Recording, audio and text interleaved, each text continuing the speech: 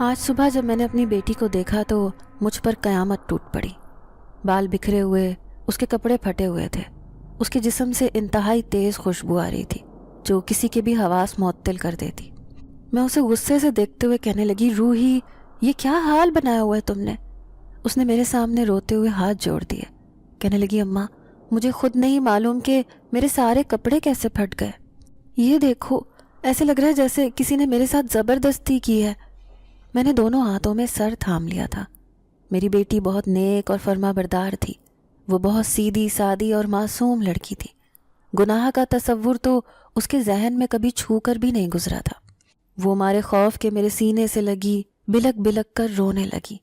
میں اسے تسلی دیے جا رہی تھی کہ ہو سکتا ہے کہ چارپائی کی بان کے اندر پھنس کر تمہارے کپڑے پھٹ گئے ہوں، کیونکہ یہ ایک نہ سمجھ آنے والی بات تھی۔ اس کے ریشمی بال بکھرے ہوئے تھے، حالانکہ وہ تو کبھی اپنے بالوں کو کھولتی بھی نہ تھی۔ میں جو پہلے اس پر غصہ تھی، اب مجھے اس کی فکر ہو رہی تھی۔ اسی لیے میں نے اسے منہ ہاتھ دھونے اور کپڑے بدلنے کا کہا اور خود ناشتہ بنانے کچن میں چل دی۔ روحی میری لاڈلی اور اکلوتی بیٹی تھی۔ شوہر کے مرنے کے بعد جس طرح سے میں نے اسے پالا تھا، یہ میں ہی جانتی تھی۔ میری شادی ایک بہت بڑے خاندان میں ہوئی تھی، لیکن میری بدقسمتی یہ تھی کہ میں شوہر کی پسند تھی، اسی لیے ساس سسر کے دل میں کوئی خاص جگہ نہ بنا سکی۔ ہر وقت میری ساس مجھے یہی طعنے دیتی رہتی کہ ضرور میرے بیٹے کو پھانس لیا ہوگا، تبھی تو اس نے ایک رٹ لگا لی کہ میں نے اسی سے شادی کرنی ہے۔ اب مجھے ان کے طعنوں سے کوئی غرض نہ تھی، کیونکہ میری شادی ہو چکی تھی اور خدا نے مجھے جلد ہی اولاد کی خوشخبری بھی سنا دی۔ اولاد اس دنیا میں آنے لگی تو گھر کے اخراجات میں بھی اضافہ ہو گیا۔ پھر ساس سسر کہنے لگے کہ یہ گھر چھوٹا ہے اور میری اولاد بہت زیادہ، اس لیے میں اسے بیچ کر سب کے حصے میں برابر رقم تقسیم کرنا چاہتا ہوں۔ یوں سارے بھائیوں نے اس بات پر اپنی رضامندی ظاہر کر دی اور ہم سب الگ الگ کرائے کے گھر میں رہنے لگے۔ معمولی سی رقم حصے میں آئی تھی جس میں گھر تو خریدا نہیں جا سکتا تھا، اس لیے وہ ساری رقم کرائے میں صرف ہو گئی۔ میرے شوہر ایک معمولی سی فیکٹری میں نوکری کرتے تھے۔ ہماری ایک ہی بیٹی تھی جس کا نام ہم نے روحی رکھا۔ وہ بیٹی ہم دونوں کی جان کا ٹکڑا تھی۔ ہمارے لیے ہماری بیٹی ہی کل کائنات تھی، اس لیے ہمیں یہ فکر نہ تھی کہ چند پیسے جوڑ کر ہم اپنا گھر بنا لیں، بلکہ ہم روحی کو ایک اچھی اور پرآسائش زندگی دینا چاہتے تھے۔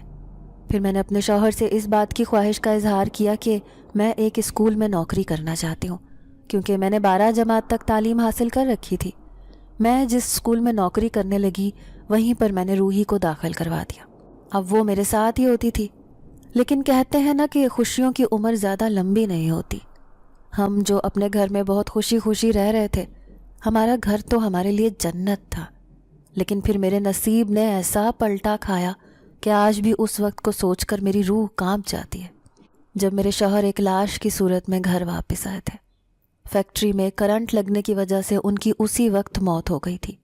فیکٹری والوں نے ان کی تنخواہ اور معمولی سی رقم میرے ہاتھ پر رکھی اور اس کے بعد کوئی رابطہ نہ کیا۔ میں بیوہ بن کر اکیلی اپنی بیٹی کو پالنے لگی۔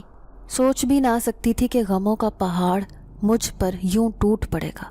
پھر سسرال والوں نے بھی مجھ سے واسطہ ختم کر لیا۔ اب میں اکیلی ہی اس کرائے کے گھر میں رہنے لگی۔ اب اکیلی میری جان پر بیٹی اور گھر کی ذمہ داری پڑی تو مجھے زندگی بہت بوجھ لگنے لگی۔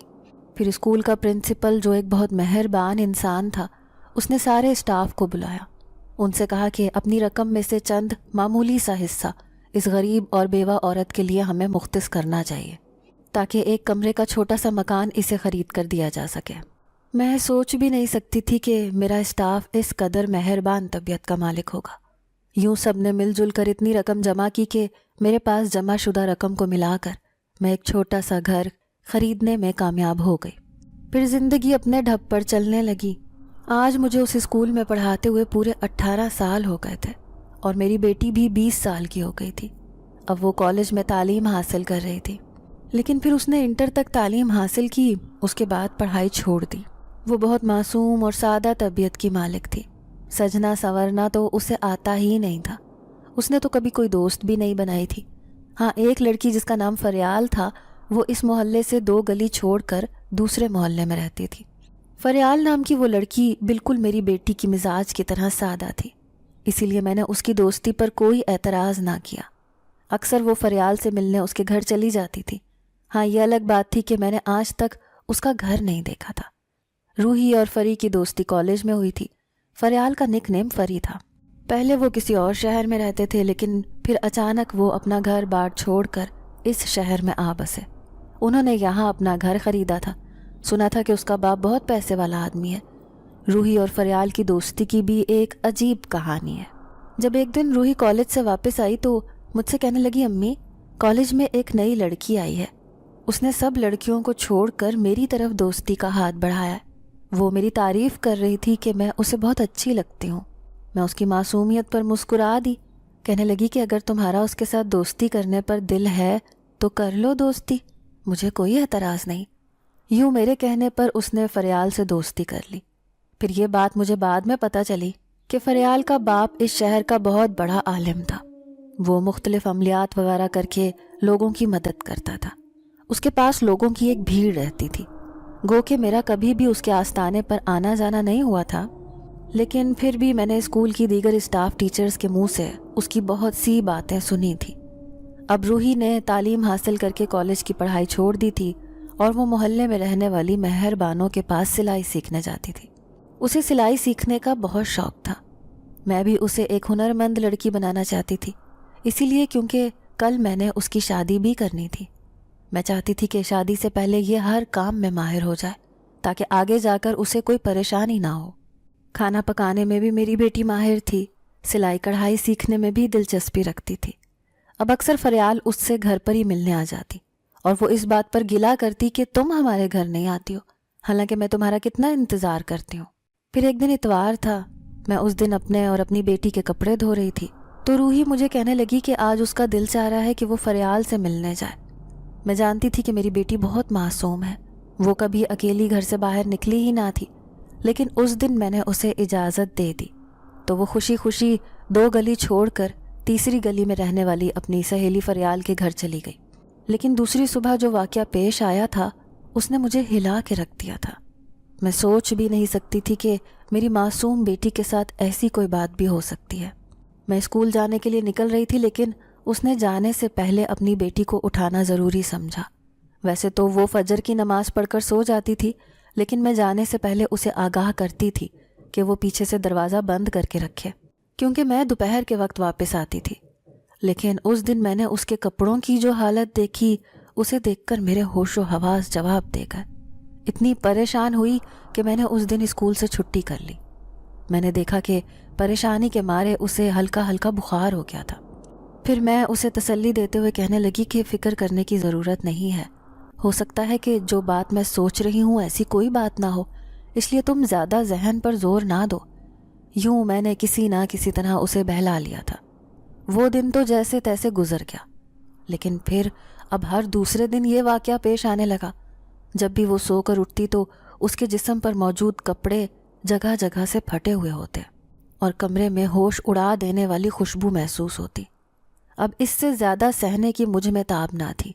میں بار بار اس سے کرید کر پوچھتی کہ وہ میری غیر موجودگی میں کہاں کہاں جاتی رہی ہے، لیکن جب وہ دونوں ہاتھوں میں چہرہ چھپا کر رونے لگ جاتی تو مجھے اس پر بے تحاشا ترس آتا۔ میرے دل میں بار بار خیال آتا کہ میں بلا وجہ اپنی معصوم بیٹی پر شک کر رہی ہوں، حالانکہ اس کے ساتھ یہ سب ہونا کسی غیر معمولی بات کی طرف اشارہ کر رہا ہے۔ لیکن پھر اگلی رات جو کچھ ہوا اسے دیکھ کر میں نے کسی مولوی کے پاس جانے کا فیصلہ کر لیا، کیونکہ روحی میرے پاس ہی سوتی تھی۔ لیکن اس رات وہ چیخیں مار کر اٹھی، خوفزدہ لہجے میں کہنے لگی کہ امی، ابھی میں نے اپنے کمرے میں 3 سائے دیکھے ہیں، وہ میری طرف بڑھ رہے تھے۔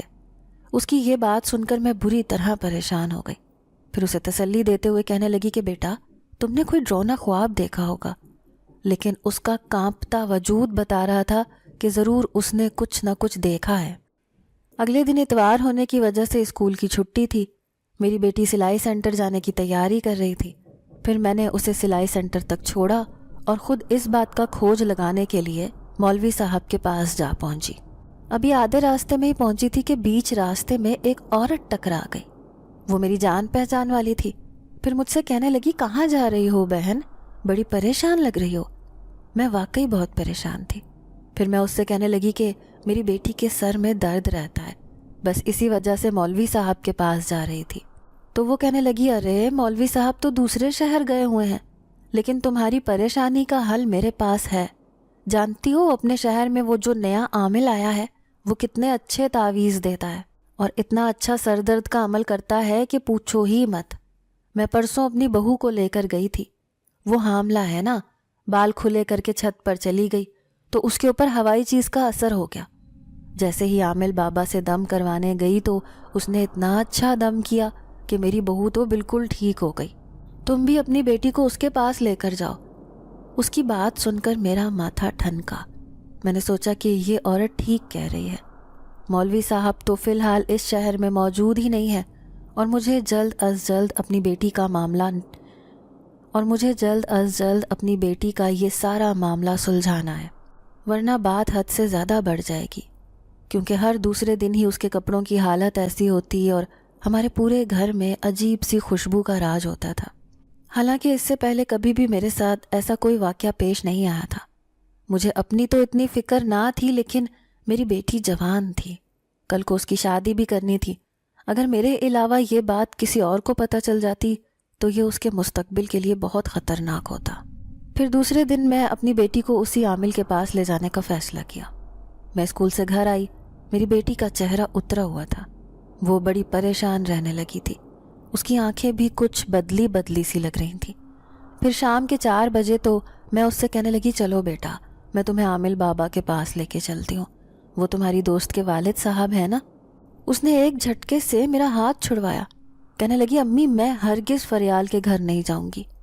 اس نے پہلی بار میرے سامنے غصے کا اظہار کیا تھا، حالانکہ وہ شروع سے ہی نہایت فرما بردار لڑکی تھی۔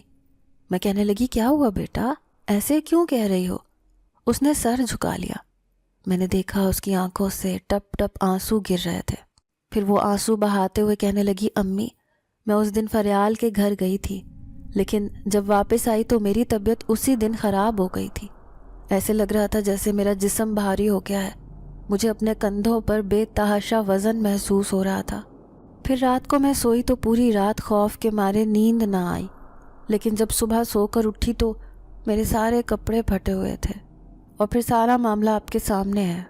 میں اس کی بات سن کر بھونچکی رہ گئی، حیرت سے کہنے لگی کہ اس کا مطلب ہے کہ تمہارا خیال ہے کہ فریال کے گھر جانے کی وجہ سے تمہاری ایسی حالت ہوئی ہے؟ اس نے ہاں میں سر ہلایا تھا۔ پھر پرخیال لہجے میں کہنے لگی، اس دن جب آپ نے مجھے اس کے گھر جانے کی اجازت دی تھی تو میں اپنی چادر پہن کر اس سے ملنے خوشی خوشی اس کے گھر چلی گئی، لیکن میرے سامنے کبھی بھی اس کے بابا گھر میں موجود نہیں ہوتے تھے، لیکن اس دن وہ گھر میں ہی تھے۔ میں بے خیالی میں ایک کمرے میں گئی تو وہ آنکھیں بند کر کے نہ جانے کیسا عمل کر رہے تھے۔ مجھے نہیں معلوم تھا کہ فریال گھر پر ہی نہیں ہوگی۔ میں اس کمرے سے باہر نکلنا چاہتی تھی، لیکن میرے قدم اٹھنے سے انکاری تھے۔ میں دیوار کی طرف کسی مجسمے کی طرح پیوست ہو گئی۔ جب تک فریال کے بابا کا عمل ختم نہیں ہوا میں بے حس و حرکت وہیں پر کھڑی رہی۔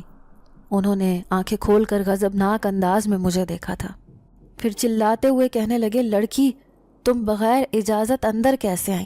جانتی نہیں کہ میں کتنا خطرناک عمل کر رہا تھا؟ اب اگر تمہارے ساتھ کچھ بھی ہوا تو اس کا ذمہ دار میں نہیں ہوں گا۔ میں خوف سے تھر تھر کانپنے لگی۔ آپ تو جانتی ہیں کہ شروع سے ہی مجھے کسی کے سامنے بولنے کی ہمت نہیں ہوتی، لیکن انہوں نے مجھے گھر سے باہر جانے کا اشارہ کیا۔ میں کسی طرح سے گھر تو پہنچ گئی، لیکن میں خوف کے مارے آپ کو کچھ بھی نہ بتا سکی۔ لیکن دوسرے دن جو بھی میرے ساتھ ہوا تھا اسے دیکھ کر میرے رونگٹے کھڑے ہو گئے۔ میں سمجھ گئی کہ یہ سب اسی وجہ سے ہوا ہے۔ میری بیٹی روتے ہوئے مجھے ساری بات بتا رہی تھی۔ میں سر تھام کے رہ گئی۔ مجھے اس کی دوست پر بے تحاشا غصہ آیا تھا۔ کیا اس کا پورا خاندان ہی ایسا تھا؟ شاید اسی دوستی کی وجہ سے آج میری بیٹی کے اوپر یہ دن آیا تھا۔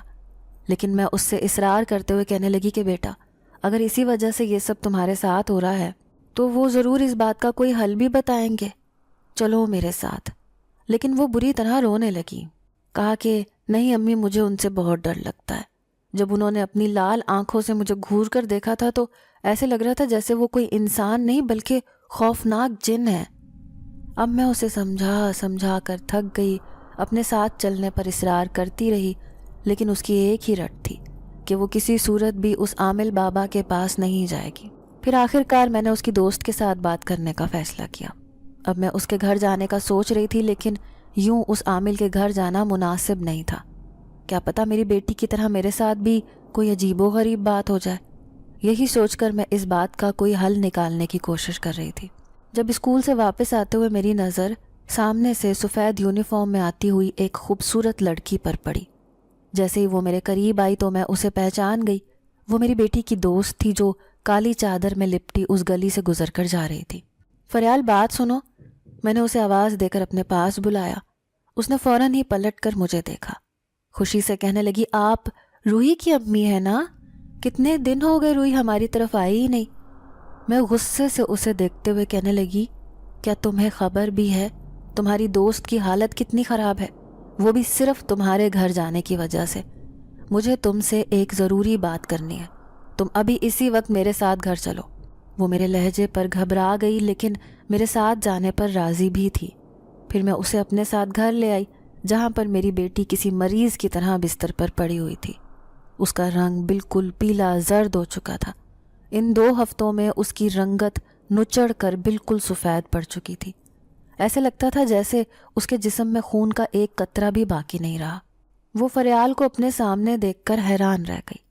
اس کے چہرے پر تھوڑی رونق آئی تھی۔ جب فریال نے اس کا چہرہ دیکھا تو وہ بہت پریشان ہو گئی۔ کہنے لگی، خالہ میں تو سوچ بھی نہیں سکتی تھی کہ میری دوست کی ایسی حالت ہو جائے گی۔ آخر اسے کیا ہوا ہے؟ پھر میں نے اسے سارا واقعہ بتایا تو اس کے چہرے کی رنگت بدل گئی۔ پھر وہ سر جھکا کر کہنے لگی، مجھے معاف کر دیں خالہ، میں نے آپ دونوں سے ایک بات چھپائی ہے۔ میں مانتی ہوں کہ میرے بابا ایک عامل ہیں، وہ لوگوں کے مسئلے مسائل حل کرتے ہیں، لیکن اس کام کے لیے وہ کسی دوسری مخلوق کی مدد لیتے ہیں۔ وہ کوئی عام مخلوق نہیں بلکہ کئی ایسے جنات ہیں جو ان کے موکل ہیں۔ ان جنات کے ذریعے ہی لوگوں کے مسئلے مسائل حل کرتے ہیں، اور آج وہ لاکھوں میں کھیل رہے ہیں، کیونکہ جب وہ کسی کا کام کرتے ہیں تو لوگ ان سے خوش ہو جاتے ہیں، یوں اپنا قیمتی زیور یا پھر لاکھوں روپے انہیں دے کر جاتے ہیں۔ جب بھی وہ کسی جنات کو اپنے سامنے حاضر کرتے ہیں تو ہمارے سارے گھر والے اپنے گھر سے کسی دوسری جگہ چلے جاتے ہیں، لیکن ہم جانے سے پہلے گھر کے باہر تالا لگا کر جاتے ہیں تاکہ کوئی بھی ہماری غیر موجودگی میں گھر پر نہ آئے۔ لیکن اس دن شاید ہم سے غلطی ہوئی ہو، کیونکہ ہم نے گھر کا دروازہ کھلا چھوڑ دیا تھا۔ اسی وجہ سے روحی سیدھی اندر چلی گئی، اور ایسا تو نہیں کہ کوئی جنات اس پر حاوی ہو گیا ہو۔ فریال کی بات نے میرے ہوش اڑا دیے تھے۔ روحی بھی پھٹی پھٹی نظروں سے اپنی دوست کے چہرے کو دیکھ رہی تھی۔ مجھے اتنا غصہ آیا، دل چاہ رہا تھا کہ فریال کے چہرے پر تھپڑ دے ماروں۔ آخر میری بیٹی کا کیا قصور تھا؟ اسے کس بات کی سزا ملی تھی؟ اسے کم از کم اپنی دوست کو تو یہ اہم بات بتانی چاہیے تھی۔ اب میں کیا کروں گی؟ میری بیٹی کیسے ٹھیک ہوگی؟ پریشانیوں نے تو میرے گھر کا دروازہ دیکھ لیا تھا۔ فریال نے جب ہم دونوں ماں بیٹی کے چہرے پر مایوسی دیکھی تو جلدی سے کہنے لگی کہ خالہ، اس میں پریشان ہونے کی بات نہیں ہے۔ میرے بابا روحی کا بہت اچھے سے علاج کر سکتے ہیں، کیونکہ اگر میں انہیں کہوں گی کہ یہ میری سہیلی ہے اور آپ نے اس کو بالکل ٹھیک کرنا ہے تو وہ ضرور اس کا علاج کریں گے۔ آپ بس ایک بار روحی کو ان کے پاس لے جائیں۔ وہ مجھے سمجھاتے ہوئے کہنے لگی۔ یوں فریال کے سمجھانے پر آخر کار روحی عامل کے پاس جانے پر راضی ہو گئی۔ میں خدا کا شکر ادا کر رہی تھی کہ یہ کسی طرح مانی تو صحیح، کیونکہ میں چاہتی تھی کہ بس جلد سے جلد میری بیٹی ٹھیک ہو جائے، اور عید پر جو میری کمیٹی کھلے گی اس پر میں اپنی بیٹی کی شادی کر دوں گی، اور مجھے مزید انتظار نہیں کرنا۔ اپنی بیٹی کی ذمہ داری سے آزاد ہو کر میں بھی پرسکون ہونا چاہتی تھی۔ پھر دوسرے دن میں نے اپنی بیٹی کو ساتھ لیا اور اسی عامل کے پاس جا پہنچی۔ ایسے لگ رہا تھا جیسے فریال نے اپنی سہیلی کے بارے میں پہلے سے ہی اپنے باپ کو سب کچھ بتا دیا تھا۔ جیسے ہی روحی عامل کے سامنے بیٹھی تو وہ اس کے چہرے کو دیکھتے ہوئے کہنے لگا، دیکھ بیٹی، تو نے بہت بڑی نادانی کی تھی جو بنا سوچے سمجھے بند دروازے کے اندر چلی آئی، حالانکہ کسی وجہ سے دروازہ بند کیا ہوا تھا۔ میں نہیں چاہتا تھا کہ کوئی اس کمرے کے اندر آئے، لیکن یہی انجام ہوتا ہے اگر کوئی بنا سوچے سمجھے قدم اٹھا لے تو۔ میں کہنے لگی کہ آپ کی وجہ سے میری بیٹی پریشانی کا شکار ہوئی ہے، اب آپ ہی اس کو ٹھیک کریں گے۔ میرے لہجے میں تنبیہ تھی۔ وہ میری بات سن کر چونک کر مجھے دیکھنے لگے۔ جیسے ہی اس نے روحی کے سر پر ہاتھ رکھ کر عمل شروع کیا تو اچانک اس کے چہرے کے تاثرات بدل گئے۔ اس کا پورا جسم کانپنے لگا، ایسے لگ رہا تھا جیسے کوئی بہت بڑی بات ہو گئی ہے۔ تھوڑی دیر بعد اس نے آنکھیں کھولی۔ روحی بھی دہشت زدہ سی عامل کے چہرے کی طرف دیکھ رہی تھی۔ پھر وہ عامل بڑبڑاتے ہوئے کہنے لگا، یہ تو بہت پریشانی والی بات ہے بی بی، اب تمہیں اپنی بیٹی کی جلد سے جلد شادی کرنی ہوگی۔ عامل کی بات سن کر میرے ہوش و حواس اڑ گئے۔ میں اسے کہنے لگی کہ میں اپنی بیٹی کی شادی کروں گی، لیکن ابھی نہیں، 6 مہینے کے بعد، کیونکہ ابھی میرے پاس پھوٹی کوڑی بھی نہیں ہے اپنی بیٹی کی شادی کرنے کے لیے۔ لیکن عامل کا اصرار تھا کہ تجھے اسی مہینے اپنی بیٹی کی شادی کر دینی چاہیے۔ اگر تو نے ایسا نہ کیا تو اس کے ساتھ بہت برا ہو جائے گا۔ میں فکر مندی سے عامل سے کہنے لگی، آخر آپ بتاتے کیوں نہیں کہ میری بیٹی کے ساتھ ہوا کیا ہے، یہ سارا معاملہ کیا ہے؟ تو پھر اس نے روحی کی طرف دیکھا اور اسے باہر جانے کا اشارہ کیا۔ وہ باہر نہیں جانا چاہتی تھی، لیکن عامل بابا کے کہنے پر وہ چپ چاپ اٹھ کر باہر چلی گئی۔ اب میں اکیلی ان کے سامنے بیٹھی تھی۔ پھر وہ فکر مندی سے کہنے لگے، دیکھ بی بی، میں تیری بیٹی کے سامنے یہ بات نہیں کرنا چاہتا تھا، لیکن تیری بیٹی کے ساتھ دوسرا مسئلہ ہو گیا ہے۔ اس دن جو میں وہ عمل کر رہا تھا وہ بہت خطرناک تھا۔ اس عمل میں 3 جنات کی مدد لینا چاہتا تھا، لیکن اچانک ہی تیری بیٹی اس کمرے میں آ گئی۔ خدا نے اسے حسن بھی دے رکھا ہے، اور حسن ایک ایسی دولت ہے جو کسی کو بھی گھائل کر دے۔ تیری بیٹی کے حسن کو دیکھ کر وہ تینوں جنزاد اس پر عاشق ہو گئے۔ یہی وجہ ہے کہ وہ ہر رات اس کے سامنے آتے ہیں، لیکن یہ سب وہ خواب میں محسوس کرتی ہے، حالانکہ حقیقت میں وہ تینوں جنزاد اس سے ملنے آتے ہیں، اسے دیکھنے آتے ہیں اور اپنی خوشبو اس کے پاس چھوڑ کر چلے جاتے ہیں۔ وہ نیند میں بے تاب سی ہو کر اپنے کپڑے پھاڑ دیتی ہے، لیکن تجھے ایسے لگتا ہے جیسے کسی دوسرے نے یہ کپڑے پھاڑے ہیں۔ لیکن تیری بیٹی کے ساتھ جو یہ معاملات ہو رہے ہیں اسی وجہ سے ہیں، کیونکہ وہ تینوں جنزاد اس پر عاشق ہو گئے ہیں۔ اب وہ اس کا ساتھ بھی نہیں چھوڑیں گے۔ زیادہ خطرے والی بات یہ ہے کہ تیری بیٹی حاملہ بھی ہو سکتی ہے، اسی لیے تجھے اس کی شادی کرنی پڑے گی۔ عامل کی یہ بات سن کر تو مجھ پر قیامت ٹوٹ پڑی۔ میں سوچ بھی نہیں سکتی تھی کہ میری معصوم بیٹی کو یہ سب سہنا پڑے گا۔ میں پریشانی سے کہنے لگی، لیکن عامل بابا، میں اس کی شادی کیسے کر سکتی ہوں؟ میرے پاس اس وقت اتنے پیسے بھی نہیں ہیں اور اتنی جلدی رشتہ ملنا بہت مشکل ہے۔ تو وہ سوچتے ہوئے کہنے لگا کہ تیری بیٹی کی شادی کے لیے ساری رقم میں دوں گا، کیونکہ یہ میری بیٹی کی سہیلی ہے اور میری بیٹی فریال میری اکلوتی بیٹی ہے۔ اسی وجہ سے میں نہیں چاہتا کہ تیری بیٹی کی بد دعا کی وجہ سے میرا گھر برباد ہو جائے، اس لیے اس کی شادی کرنے میں ہی مصلحت ہے۔ میں تیری بیٹی کے لیے جہیز کے سارے پیسے دوں گا، اس کے لیے کھانے پینے، اس کے جہیز کے پیسے، تاکہ تجھے اپنی بیٹی کی شادی کرنے کی کوئی پریشانی نہیں ہوگی۔ اور سب سے بڑی بات یہ ہے کہ ہمارے محلے میں ایک نوجوان لڑکا ہے، بہت نمازی، پرہیزگار اور شریف، لیکن اس کے ماں باپ نہیں ہیں۔ وہ ایک یتیم لڑکا ہے، اکیلا اپنے گھر میں رہتا ہے۔ اگر میں اسے تیری بیٹی کے ساتھ شادی کرنے پر راضی کر لوں تو تجھے کوئی اعتراض تو نہیں؟ عامل بابا نے تو لمحے بھر میں یہ سارے معاملات طے کر دیے تھے۔ میں محض سوچ کر رہ گئی۔ پھر پریشانی سے کہنے لگی کہ اگر اس نوجوان کو یہ معلوم ہو گیا کہ میری بیٹی ایک آسیب زدہ لڑکی ہے تو کیا وہ میری بیٹی سے شادی کرنے پر راضی ہو جائے گا؟ تو عامل بابا کہنے لگے، ہاں وہ راضی ہو جائے گا، لیکن تجھے اسے تو کیا کسی کو بھی یہ بات بتانے کی ضرورت نہیں ہے کہ تیری بیٹی کے ساتھ کیا مسئلہ ہے۔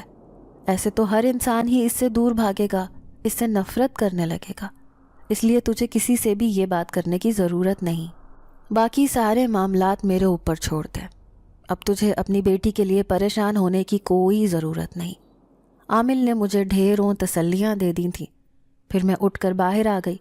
میں نے دیکھا میری بیٹی پریشان سی بیٹھی تھی، لیکن اس نے میرے مطمئن چہرے کو دیکھا تو تھوڑی سی اس کی پریشانی کم ہو گئی۔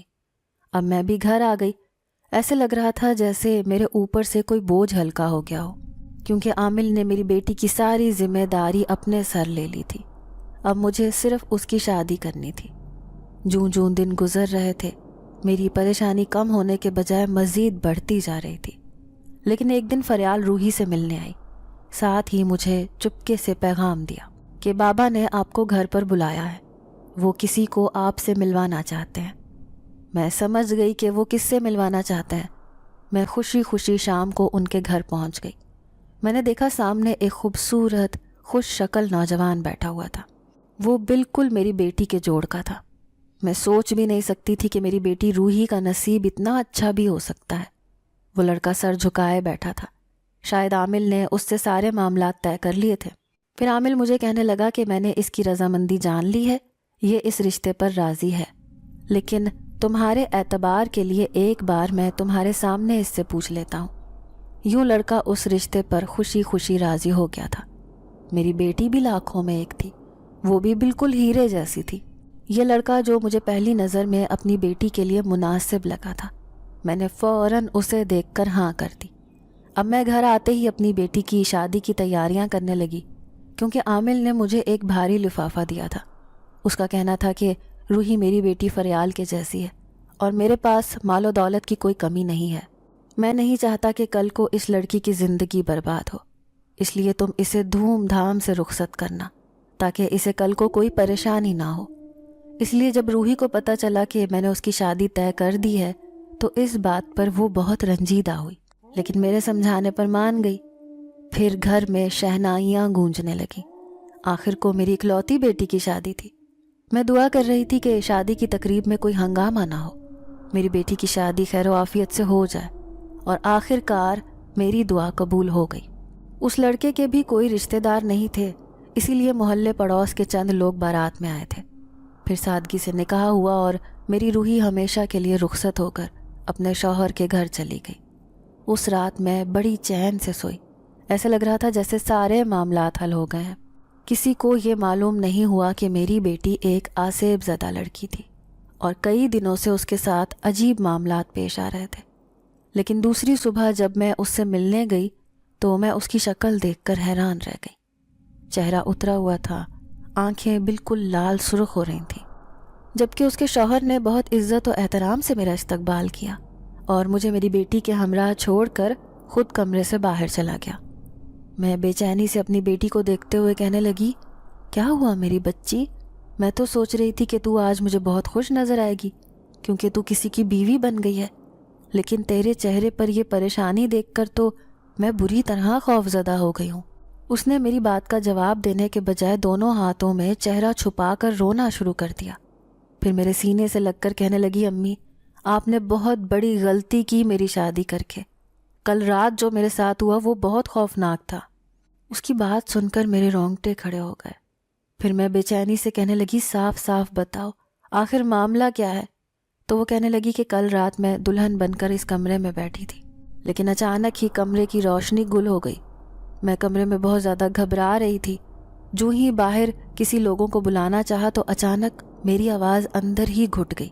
میں بری طرح ہاتھ پاؤں مار رہی تھی، اپنا سانس بحال کرنے کی کوشش کر رہی تھی، لیکن پھر مجھے اپنے قریب ایک بھاری سرگوشی سنائی دی، میں چاہتا ہوں کہ تم صرف ہماری ہو، ہمارے علاوہ تم کسی کے پاس نہیں جاؤ گی۔ یہ آواز سن کر مجھ سے سانس بھی نہیں لیا جا رہا تھا۔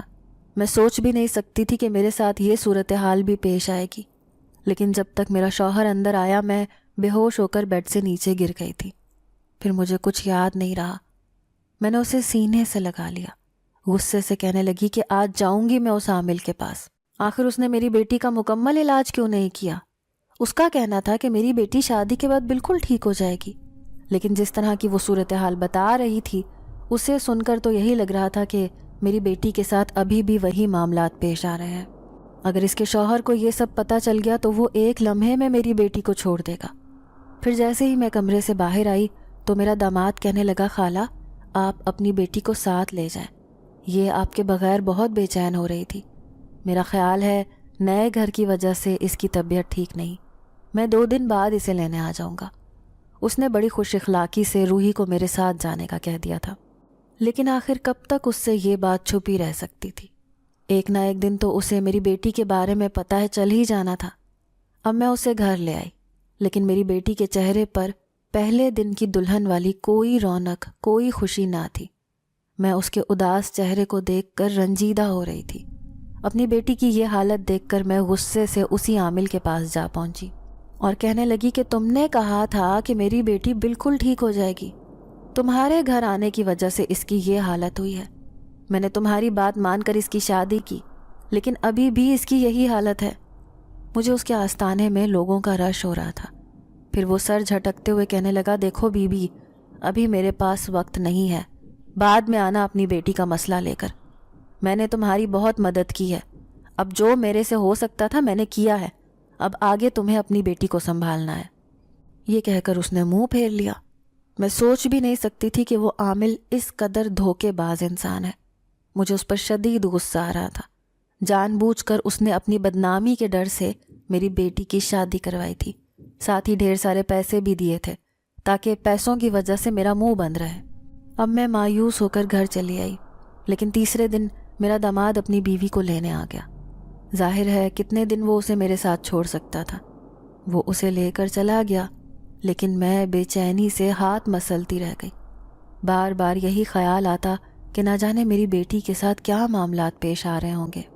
لیکن 2 دن کے بعد ہی روحی اپنے شوہر کے ساتھ میرے گھر آ گئی، لیکن اس کے چہرے کے تاثرات بتا رہے تھے کہ ضرور کچھ بہت برا ہو گیا ہے۔ میں کہنے لگی، کیا ہوا بیٹا، تو اتنی پریشان کیوں لگ رہی ہے؟ تو وہ روتے ہوئے کہنے لگی، امی، رحمان کو سب کچھ پتہ چل گیا ہے، انہوں نے میرا راز جان لیا ہے، اور جو میں نے اور آپ نے ان سے چھپایا تھا۔ وہ سر جھکا کر کہنے لگی، اب تو شرمندگی اور ذلت کے مارے میری بری حالت ہو گئی۔ میں دل میں سوچنے لگی کہ میرا داماد کیا سوچے گا کہ شاید اس کی یتیمی کا فائدہ اٹھا کر میں نے اس کے سر پر ایک ایسی لڑکی تھوپ دی جو آسیب زدہ لڑکی ہے۔ روحی کہنے لگی، امی، میری زندگی برباد ہو گئی، اب رحمان مجھے چھوڑ دیں گے۔ بھلا کوئی ایسی لڑکی کے ساتھ کیسے گزارا کر سکتا ہے جو ہر صبح ایسے اٹھتی ہے جیسے کسی نے رات کو اس کے ساتھ کچھ غلط کیا ہو۔ اب تو میں بھی واقعی میں بہت پریشان ہو گئی تھی۔ میرا داماد روحی کو چھوڑ کر خود چلا گیا تھا، ایسے لگ رہا تھا جیسے وہ کبھی بھی میری بیٹی کو لینے نہیں آئے گا۔ لیکن شام کو وہ ہوا جس کی مجھے امید نہیں تھی۔ وہ اپنی بیوی سے ملنے آیا تھا۔ اس نے میرے پریشان چہرے کو دیکھ کر حیرت کا اظہار کیا۔ کہنے لگا، خالہ جان، پریشان ہونے کی ضرورت نہیں، میں سب کچھ جان گیا ہوں کہ میری بیوی کے ساتھ کیا مسئلہ ہے۔ اب روحی صرف آپ کی نہیں، میری بھی ذمہ داری ہے۔ میں اندر تک لرز کر رہ گئی۔ کیا میرے داماد کو میری بیٹی کی حقیقت کا علم ہو گیا ہے؟